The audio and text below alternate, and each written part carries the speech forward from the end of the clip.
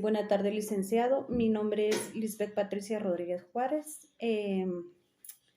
con el número de carnet 2022-46194. En este video vamos a hablar acerca de los mártires del conflicto armado interno en Guatemala. Vamos a empezar por uno de ellos, que es Manuel Colón Argueta. Y pues muchas veces se nos es difícil con una simple lectura o con una cátedra explicarle a las nuevas generaciones, tanto a jóvenes como a mi persona o aún más jóvenes también, ¿verdad? ¿Quiénes han sido las personas o personajes políticos que por cuestiones complicadas del país perdieron la vida haciendo transmitir sus ideas? Este es el caso de un político tradicional que independientemente de su ideología, que es lo que nosotros o usted puede ver o le gusta, él fue un político con liderazgo del cual muchos hablan. Y se habla para bien, ¿verdad? Fue quien desarrolló proyectos también para desarrollar la ciudad capital, del cual los vecinos seguimos siendo beneficiados. Este personaje es Manuel Colón Argueta.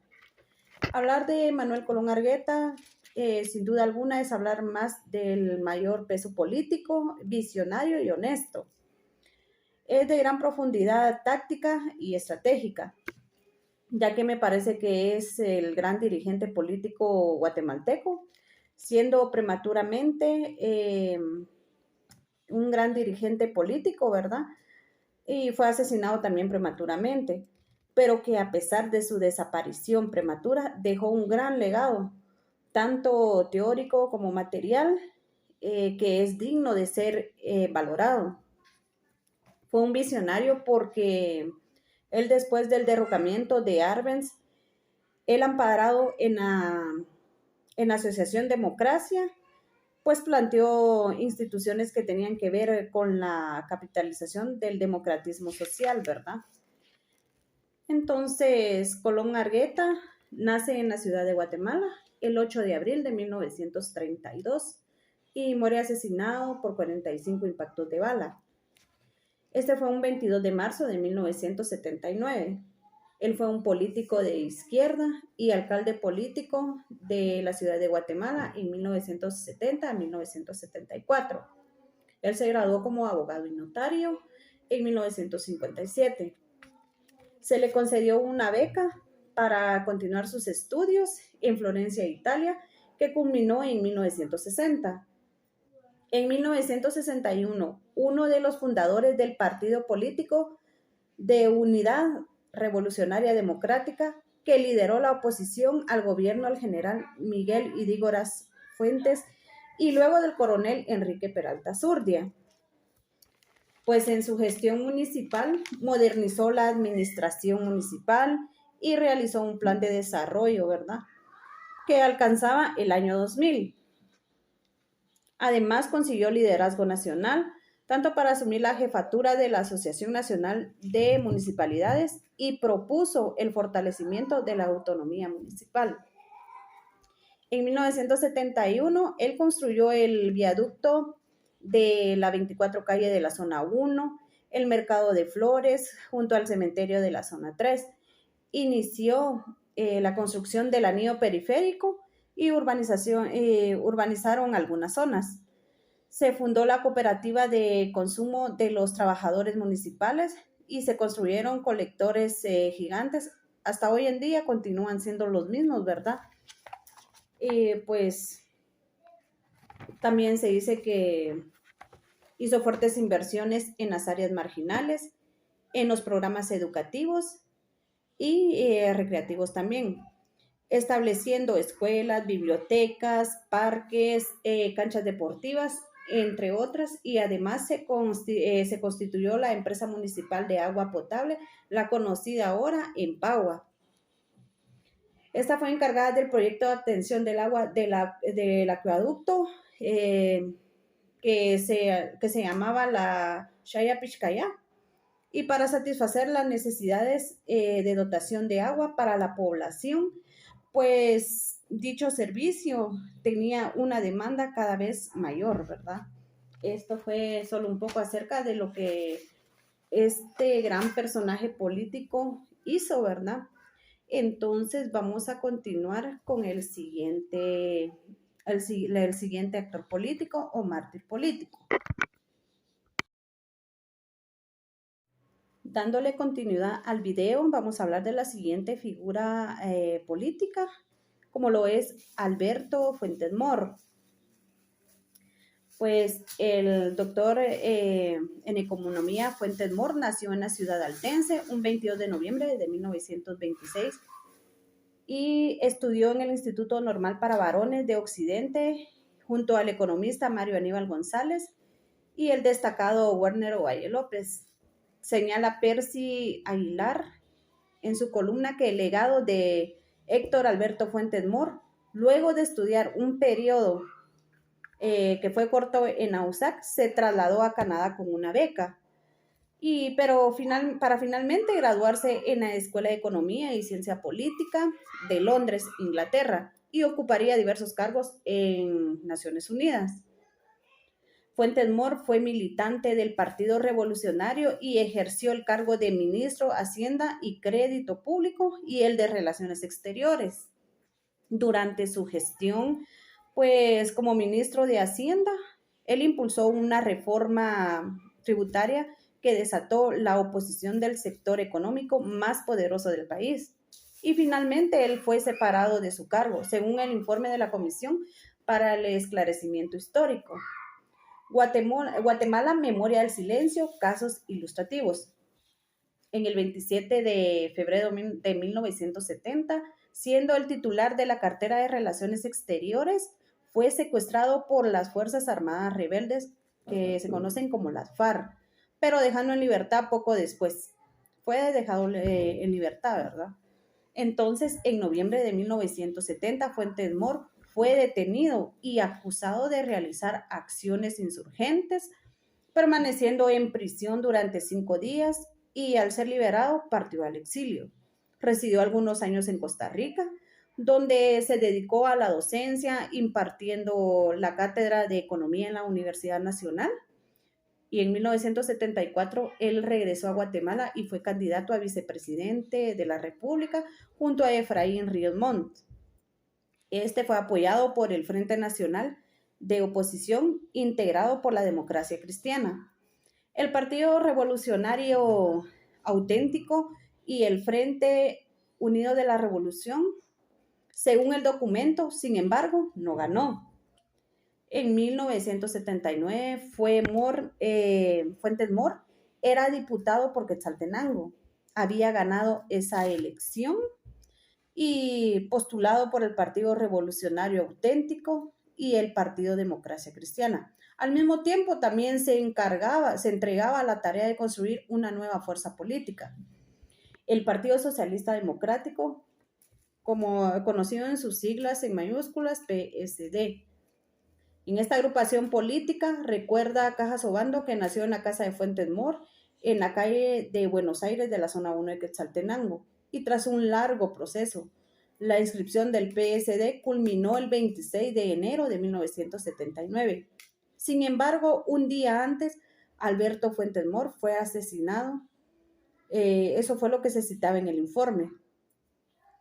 En el crimen, pues la Comisión para el Esclarecimiento Histórico señala que en el documento que el 25 de enero de 1979 a la 1:30, después de haber participado en una sesión ordinaria del Congreso, Fuentes Mohr se dirigía en su automóvil hacia la casa del vicepresidente de la República, que era Francisco Villagrán Kramer, en la zona 14 de la capital, donde se sostendrían una reunión junto al secretario adjunto a la Organización de los Estados Americanos, la OEA, con Jorge Luis Zelaya. En el auto conducido por Fuentes Mohr avanzaba sobre la Avenida de la Reforma y a pocos metros de la antigua escuela de la Politécnica fue interceptado desde un vehículo y 2 motocicletas. Se abrió fuego y la víctima fue acribillada. La necropsia reportó un total de 23 impactos de bala en su cuerpo, correspondientes a armas de fuego, de munición calibre 45, y el ataque tardó 32 segundos. ¿Cómo recuerdan a Alberto Fuentes Mohr? Pues en el día de su entierro, ¿verdad? Me llamó bastante la atención que dice que el día de su entierro en el Camposanto Altense, cientos de personas asistieron y lo despidieron, y relata Celestino Bautista, quien recuerda a Fuentes Mohr como un gran líder intelectual. Él dice que fue una persona muy amplia, un gran economista, siempre solidario. Recuerda a Francisco Cajas Obando, cronista oficial de la ciudad de Quetzaltenango y amigo de Fuentes Mohr. En 1977 pretendían demoler la Casa de la Cultura de Quetzaltenango, pero él vino a apoyarnos para que no lo hicieran. Finaliza este personaje, ¿verdad? Hablando de él. Pues los sucesos más importantes, ¿verdad? Hay bastantes sucesos muy importantes de este personaje, ¿verdad? Cómo lo asesinan, ¿verdad? Y también lo que fue 2 veces retenido, ¿va? Lo secuestró la guerrilla en 1970, cuando era un ministro de Relaciones Exteriores y durante el gobierno de Julio César Méndez Montenegro, pero yo creo que fue más peligrosa la detención en el gobierno de Arana Osorio, porque la desaparición, lo desaparecieron unos días. Tenía temor de que lo pudieran torturar y, y pude ver un pequeño video donde recuerda a su hijo, Juan Alberto, ¿va? Y es lo que cuenta, que después de su liberación, él cuenta el informe de la Comisión de Esclarecimiento Histórico, ¿verdad? Su sueño fue Guatemala, como muchos de sus coetáneos. Fue Mohr, no flaqueó, pues Mohr no flaqueó en el esfuerzo por transformar Guatemala y liberarla de quienes se creían sus dueños y señores.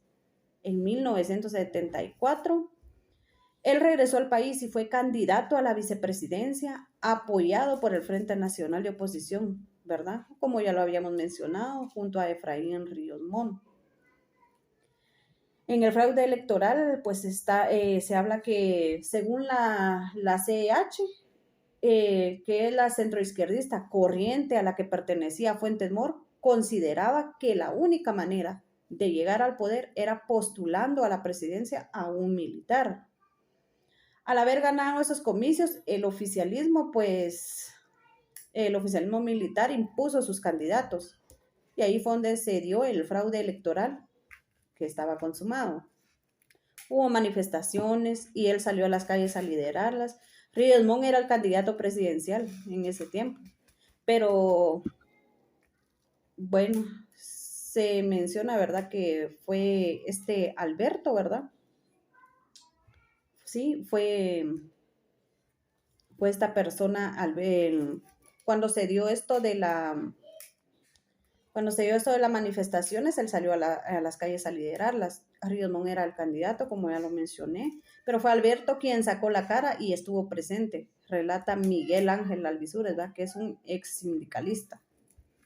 Su participación política no terminó ahí, porque en 1978, en la época de Romeo Lucas García, llegó al Congreso como representante de Quetzaltenango, su departamento de origen, ¿verdad? Era un hombre de diálogo y con gran espíritu de lucha. Lo recuerdan como un gran compañero de bancada por el Partido Revolucionario Auténtico, que se convertiría en el Partido Socialista Democrático. Fue entonces, después de una de las sesiones plenarias, cuando lo mataron. El presagio que más de una vez externó y se cumplió. La muerte de Fuentes Mohr no fue la primera ni la última. Pensar diferente era razón para ser abatido a tiros, ¿verdad? Entonces vamos a concluir con este personaje y vamos a hablar del siguiente personaje político.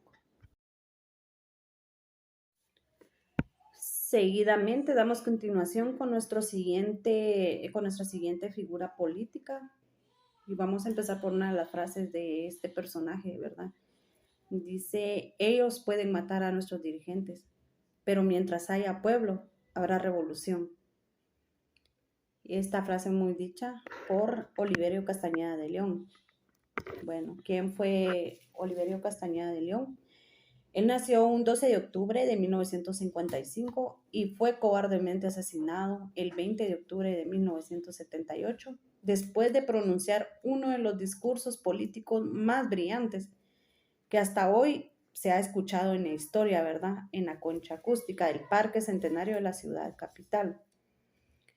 En tan corta vida, Oliverio Castañeda de León sobresalió como un dirigente estudiantil, inteligente, creativo, lúcido, afectivo y comprometido por las causas más justas de la sociedad guatemalteca.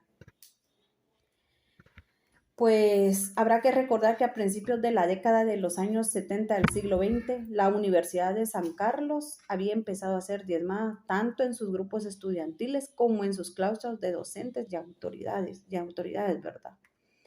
Recordar entonces ese aciago día del 20 de octubre de 1978, cuando Oliverio participó como uno de los oradores en una concentración conmemorativa de la Revolución de Octubre, y al retirarse del lugar fue perseguido hasta ser acribillado en el pasaje Rubio de la Sexta Avenida.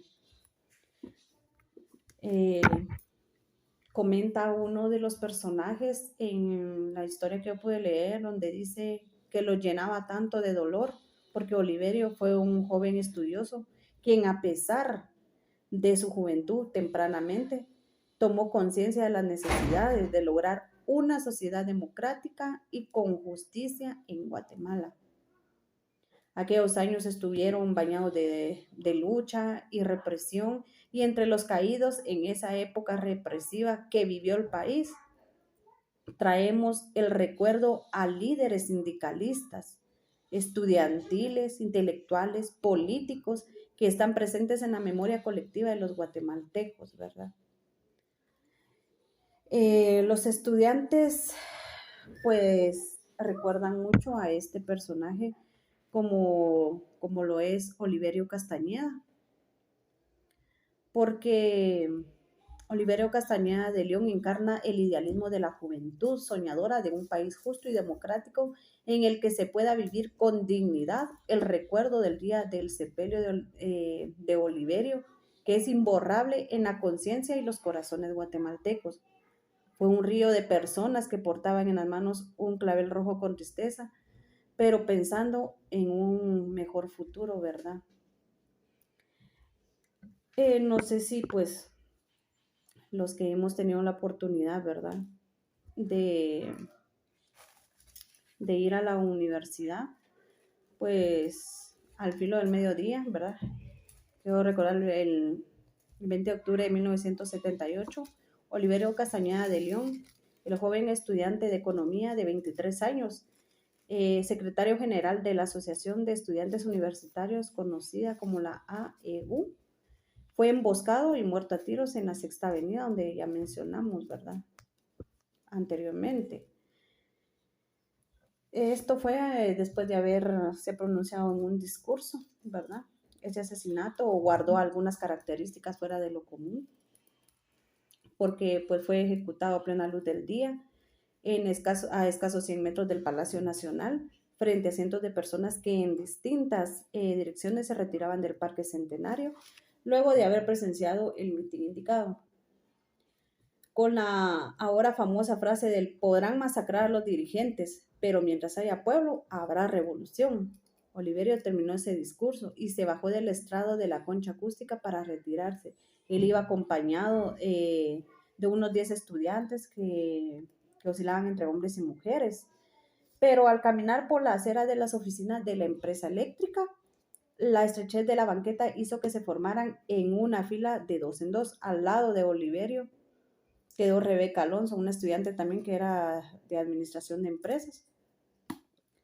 Ella cuenta, ¿verdad?, cómo esta estudiante llamada Rebeca, cuenta cómo atravesaron la Sexta Avenida de la esquina de la empresa eléctrica, el portal de comercio. En el momento en que Oliverio y ella pusieron el pie derecho en la acera, se cayó el frenazo de un carro detrás de ellos. Voltearon a ver y en ese instante, del asiento trasero del auto, un hombre abrió la puerta con un pie y con una subametralladora apuntándoles disparó una ráfaga. Oliverio tuvo tiempo para empujar a Rebeca con su mano izquierda hacia un lado y este cayó de costado, mientras que él corrió en una dirección hacia el sur por la acera de la Sexta Avenida en el automóvil, en marcha al lado suyo, disparándole a discreción. Pues se recuerda bastante a Oliverio Castañeda, cómo él pensaba, cuál era el pensamiento de él, ¿verdad?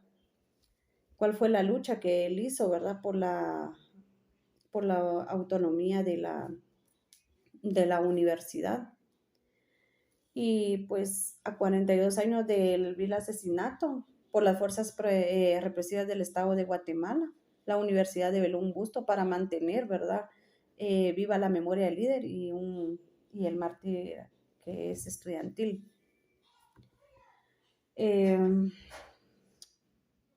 Pues muchos jóvenes, ¿verdad?, le recuerdan a él, ofrendan su vida por el sueño de una Guatemala más justa, solidaria, y hasta hoy en día, pues sigue la lucha, ¿verdad?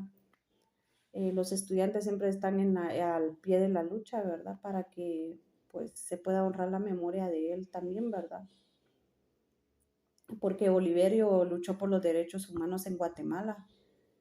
Se mencionaba también anteriormente que era el secretario general de la Asociación de Estudiantes cuando él pues fue asesinado, ¿verdad? Solo recordamos esta frase muy grande, la que mencioné al principio.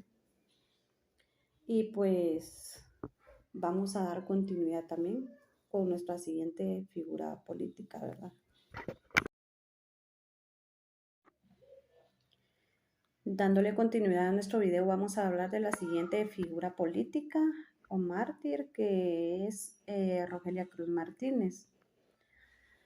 Pues Rogelia Cruz Martínez fue una guatemalteca destacada en la historia del país por su participación en el ámbito social de la época. Actualmente se le recuerda con honor entre la población como un personaje valiente y luchadora, así como también es considerada una de las mártires de la revolución.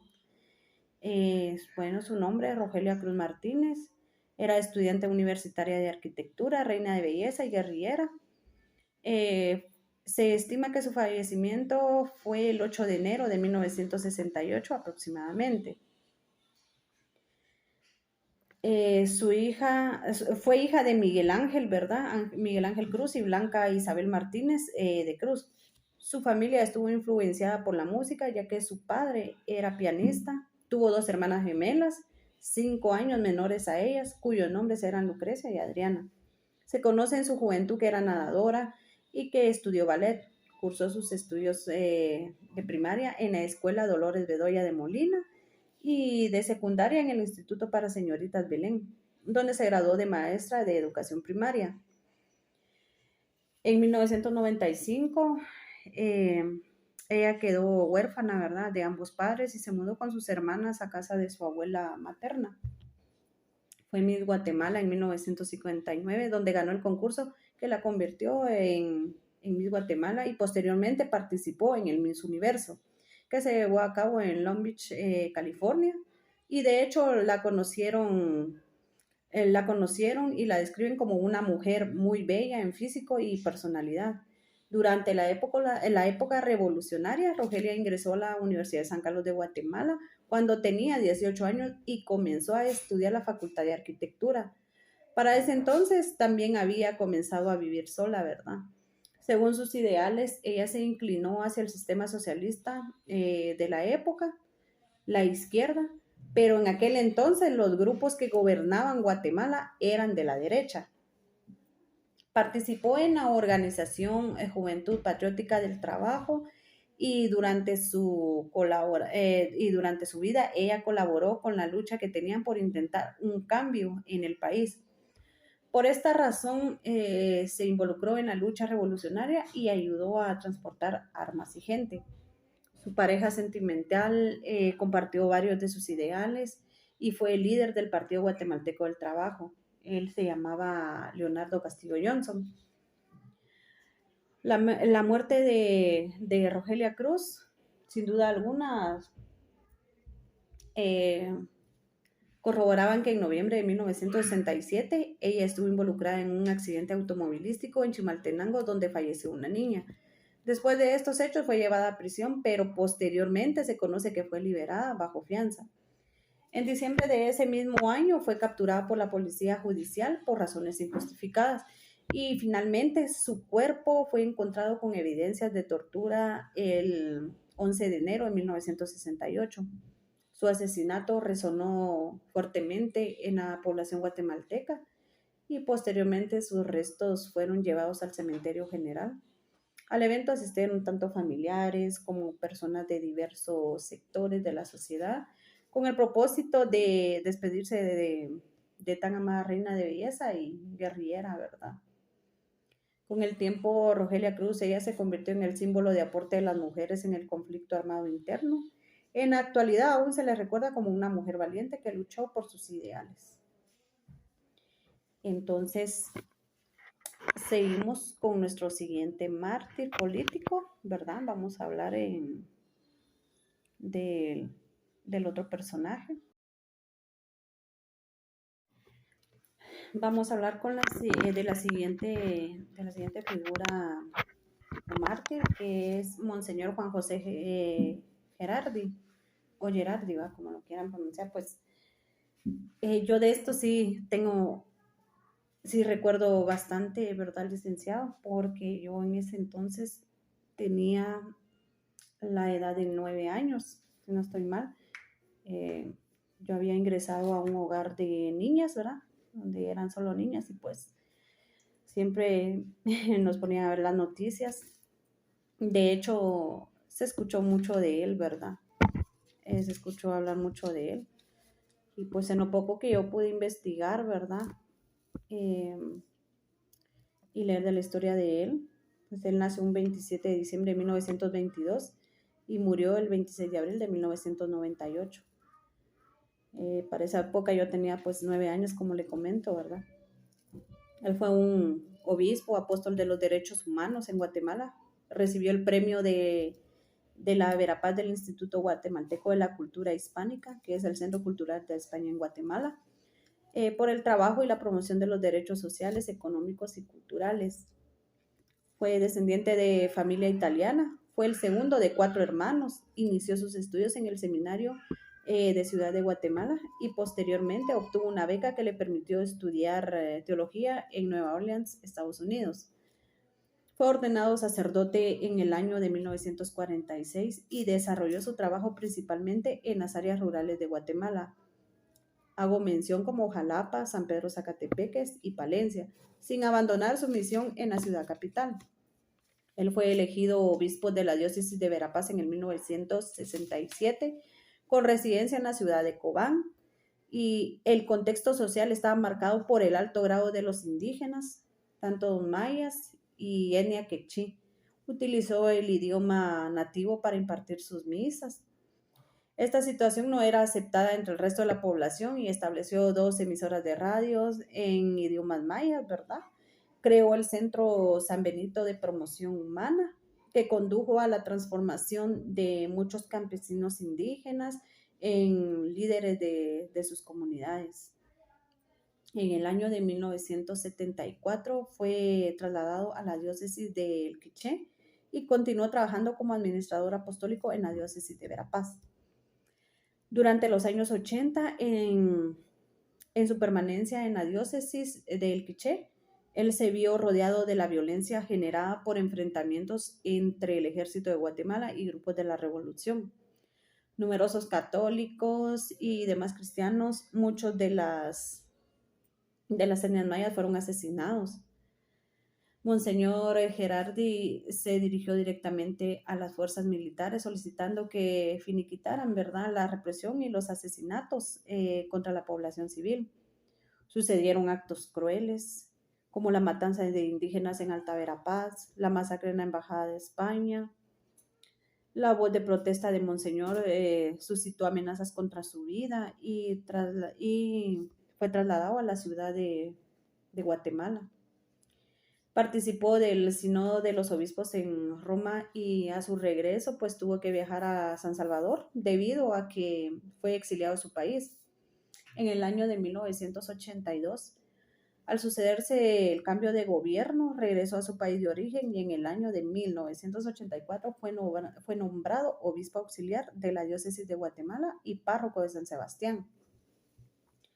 La Conferencia Episcopal de Guatemala en el año de 1988 nombró a Monseñor Rodolfo Quesada Toruño y a Monseñor Juan José Gerardi Conedera como participantes de la Comisión Nacional de la Reconciliación que produjo la creación de la Oficina de Derechos Humanos del Arzobispado de Guatemala. Y Monseñor Gerardi pues comenzó un proyecto interdiocesano de recolección de datos que se le conocía como memoria histórica, ¿va? REMI, son las siglas, ¿verdad?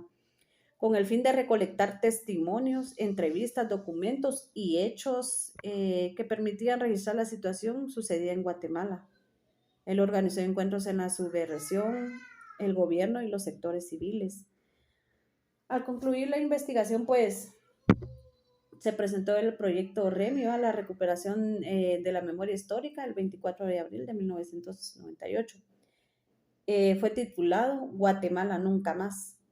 2 días después de esa publicación del informe, Monseñor Juan José Gerardi fue brutalmente asesinado a golpes el 8 de junio del 2001.